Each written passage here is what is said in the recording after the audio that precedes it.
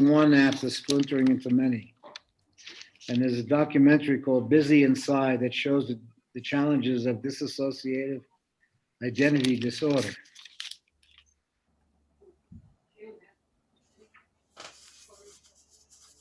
Marcia, who was 28, refers to herself as the little one and says she feels it is as if she was born 60 years ago. Her mother knows something really bad must have happened to her when she was very young, although she doesn't know what happened. When she asks her daughter why she thinks she's still a small child, Marcia answers, "I don't remember anything. I don't want to grow up. I want to stay little." Oh. Marcia's brain periodically seeks a safe haven, a persona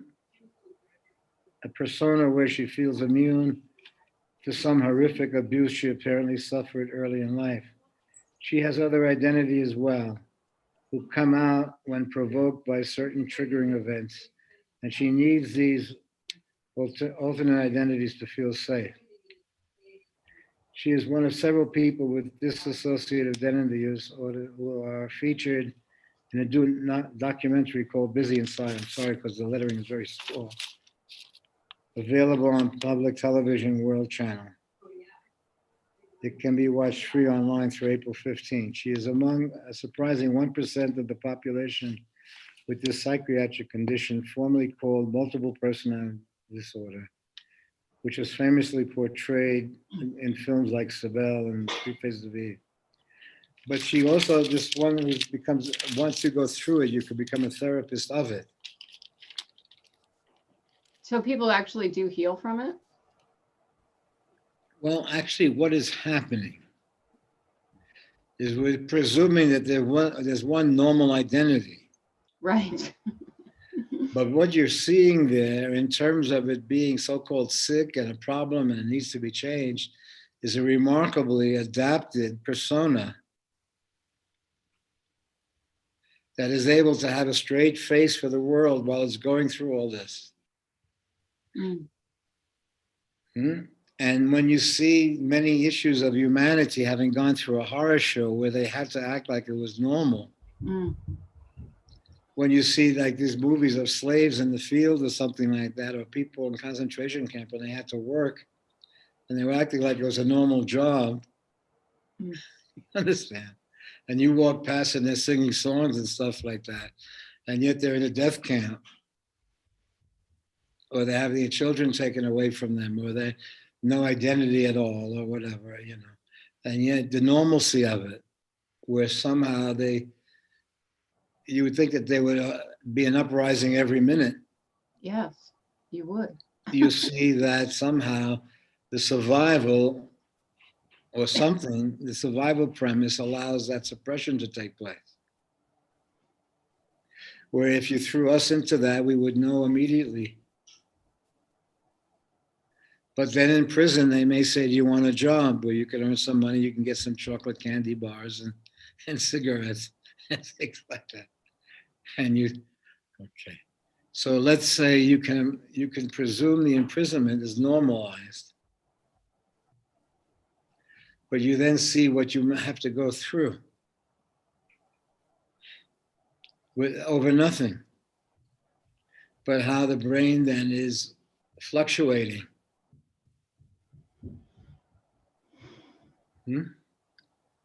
And it's, but the premise seems to be that continuity.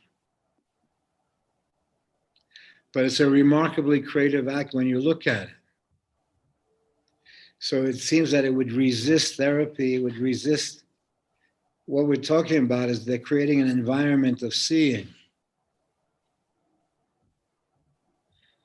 where somehow you see, you have the experience yourself, and then you re-enter the normal story from having had the experience. So when in fact you perceive that it's not only a psychological state, but there's something protecting the human or the innocent or something in the person. And that the real world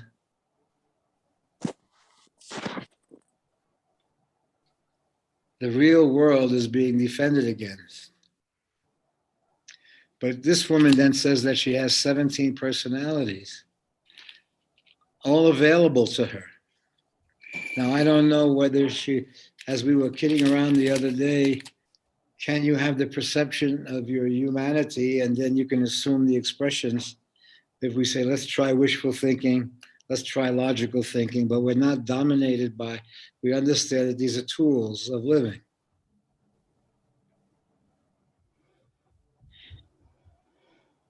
And that somehow when you see something, it enters into the literal story of yours, where you start to come from that place.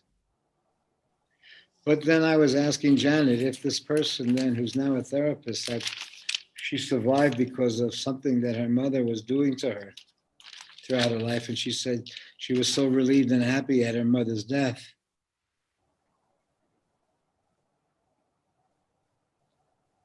And she has 17 personalities that were there. Now, whether she can call on them or they just come when there's an associative situation, and all of a sudden this persona takes over. It's both trying in the world, if in fact you're meeting someone who's in those states, and you're not just meeting them as them, but you're meeting this whole identity in flux, and is pissed off sometimes about something or happy about something, and there's not a something, but that an outer situation sets off an inner thing that's happening to them. But at the same time, the complexity of the self, in order to protect even from itself, its essence in some way. And that is somehow, if your mother is the protective and the tormentor at the same time, supposedly to you, but you're never giving your mother a life of what she's going through also. So you just make her your villain. And then you've become brilliant then as a kid and growing up in adopting certain mindsets to navigate. So if your mother asks you for something, you say, come on, leave me alone, or something like that, or I'm online, or whatever, okay. But that somehow the dynamic forces the mother into being a mother role only. And that's laid out. So if you say, maybe this or that, advice that you couldn't take yourself, you try to give. Because you remember 50 years earlier, something was, maybe it's the wrong guy for you. And then you try to say, tell your kid, maybe it's the wrong guy for you. Okay, and you see the echo effect. And so you see the resistance seems crazy because you're trying to help the person not have a crazy experience, but you see also how determined they are to have that experience. And that logic is not the prevailing element. It seems to be experiential. That somehow you can intuit there's a broken heart in this, what anyone can obviously tell you, but that somehow there's a broken heart in this experience. And you understand that supposedly the broken heart is resisted logically as if a flaw, but it seems that at one sense, the broken heart drive, being so driven, there's another dimension on the other side of the broken heart. And we don't know what a broken heart literally means until we're in it. But you see then before you're in it fully, there's anger, hurt, resistance, retaliation, whatever the form is. But it's more avoiding this experience.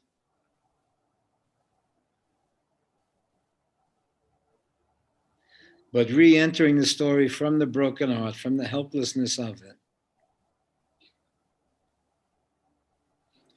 And what is the broken heart is you never met the person, you never met You never shared from that place.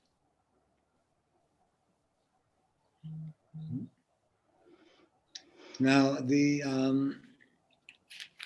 how are you doing, Urja? All right. Thank you. So the thing that we were kidding around with the other day was we were talking about the Grateful Dead, or not grateful, but and grateful dying. And it wasn't grateful per se, but we were kidding around with the name the Grateful Dead band. But what it was in the full perception of the living and dying, simultaneity of it, of all of life, and nature being the way of seeing that living and dying are in simultaneity. In fact, they're related to each other deeply. And in fact, you see, well, what is an afterlife? And I would say there's an actual afterlife of memory of you, and when the form is gone, and somehow the memory usually purifies because it no longer has a history. It's only mystery then. In the absence of the form, your relationship is now to the mystery. You may describe it as the history, but somehow it's in the mystery too.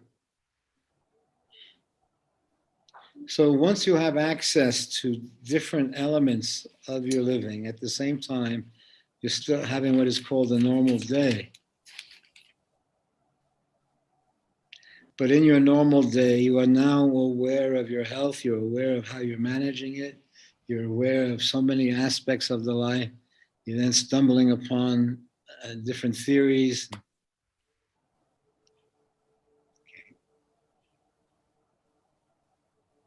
But this question then, is it a flaw that one has created such a psychic state in their life, supposedly, according to normalcy? When you also see the brilliance of its movement, and if it was music, or absence of music, soundless music, and soundless music meant without a score. I have an album here of, I'll find her, but I think there's 40 people saying at the same time, ah, ah, at a certain pace. Ah, ah, ah.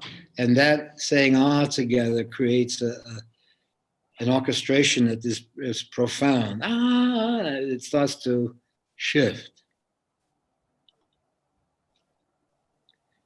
So a mother that supposedly forced you to have 17 personality disorders, but all of them brilliant, and no one could talk you out of them, and no one could, and no matter what you take and what you do, somehow the personality disorder is there. And yet you say, maybe the personality disorder saved my life. And it may have even given me an expression.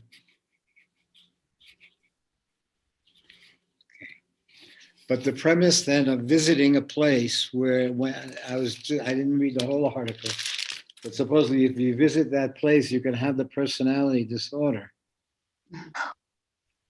And then as you leave it, you can return to who you are and what you're doing. But now you understand to whom you're speaking. Mhm. Okay.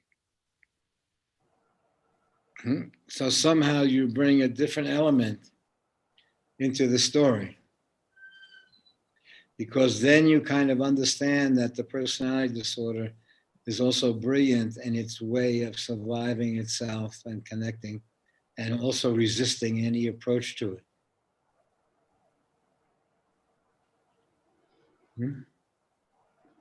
So, but released from the self-survival, there is some expression that the human being's capacity to navigate and survive and create its own form and way of being and thinking.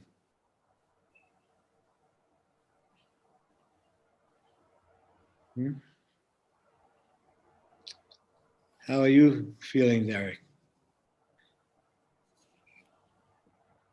Doing okay. Thanks, Danny. Just living and stuff.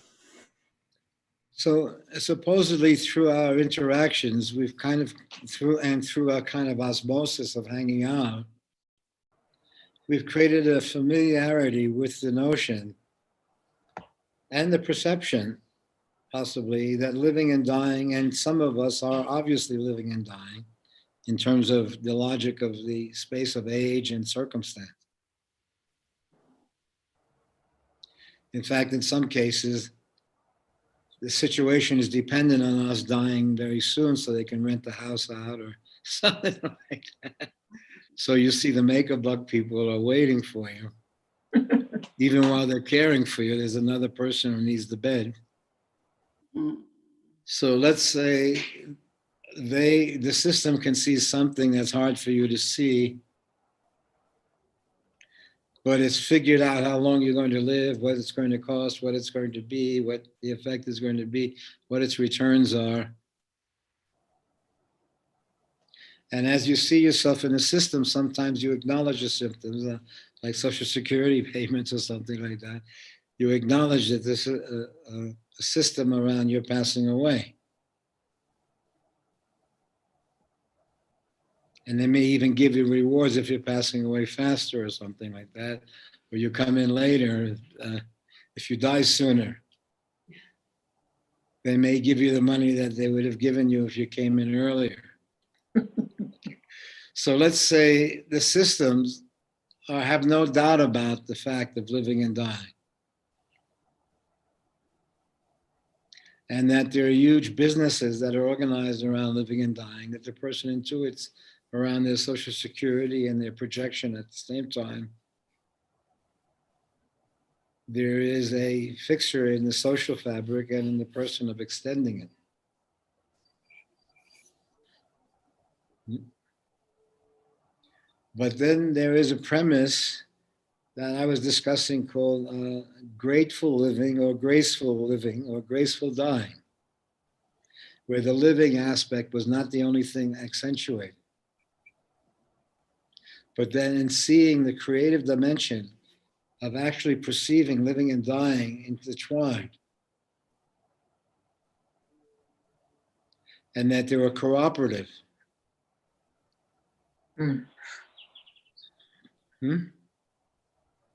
And the very things that we'll say give her an illness, give her a remarkable sense of survival and negotiation in the world.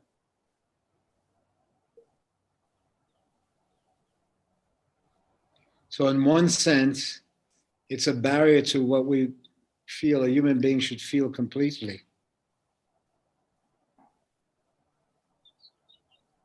But we see all the identities in every human being, where they come from, what country, what their gender is, what their numbers are, all the identities they had, who their parents were, the literalization of their life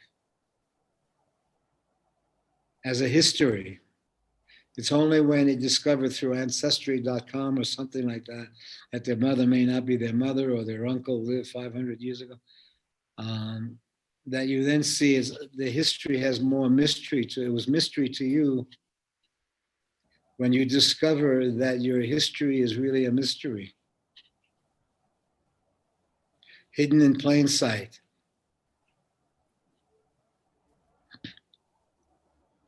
Did you see that French detective series, that female detective series? You did. Did you see the last episode where they find the autopsy people call her and she goes there and she sees her opposite dead, and it's her twin sister. It turns out because she didn't know where she came from. And so then that's her twin sister. So then she assumes the twin sister's identity and goes back to her life to find out who killed her, since she's a detective.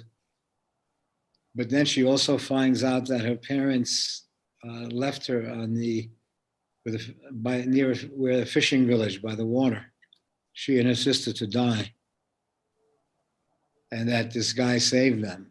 And so she finds this guy near the end who described the difference between them and where they went in different places and where they were looking for each other. But it was very funny and pretty good. Not bad to see. What do you think? I did watch the third season of Last Tango in Halifax. Yeah. And I saw it, this is the second time, but it's totally different. The way it's almost, there is like a magnifying perception of what's going on. But the hurts that run through the family, Yes. the hurts in such a corny show, an old-fashioned show, and it's called Last Tango in Halifax. And it's funny. The third season where it was revealed that he had the momentary affair 50 years earlier. Nobody and that a child came out of it without his knowing it, and then came into their life, and the whole family's dialogue. It was all rather interesting. An English family also, and a Scottish family. But it was pretty good acting. I had to say that it was amazing. First, I would think it was corny, but then that third season there, you see the hidden story that runs through every circumstance. Mm-hmm. And to some extent, how each person is unknown to each other, even though they're intimately related.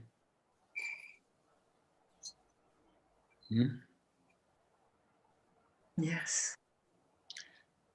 What do you say, Kai? Do you want to give this life a shot? Or is it too weird? Yes, I'm in it. Well, let's say they offer you the role of being Kai. And this is the situation. The situation you're in will be offered to you as a stage play. It would be a good acting role, Mike. They would have to pay me a lot to do what you're doing, though. If it was an acting role, you would need at least 1.3 million. That's not a very high pay, though. No, per year for acting, because you're. Oh, that makes a big difference. If they were paying you 1 million a year. I'm just being flippant. So let's say, would you take it? Would you take the theater, or would you say, I'm sorry for what happened in Boulder there? It sounds pretty weirder and weirder and weirder. Huh? And it seems to have reached three sectors, the one in their 20s, in their 40, 50, and then in the 60s. 3 young, 3 middle-aged, and 3 older people. 4. Yeah. I noticed that. How is it affecting the community? Oh, I mean, everybody's shaken by it. I mean, people are making. Have you talked to anyone?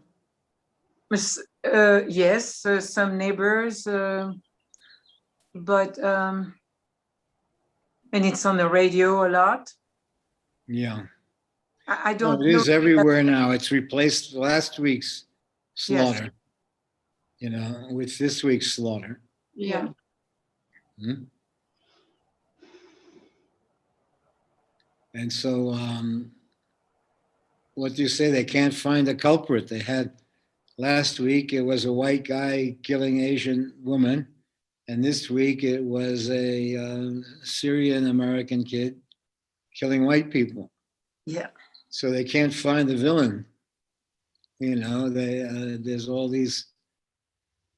And then when you see that this woman has 17 personality disorders, they call it, but 17 identities, that if she smells something, an identity can come immediately. Wow. And you can't say to the identity, stop. It's like sneezing or something. You can't say to yourself, stop sneezing or something. So let's say if there's a literal self that's fighting with these other selves coming into the story. Yeah.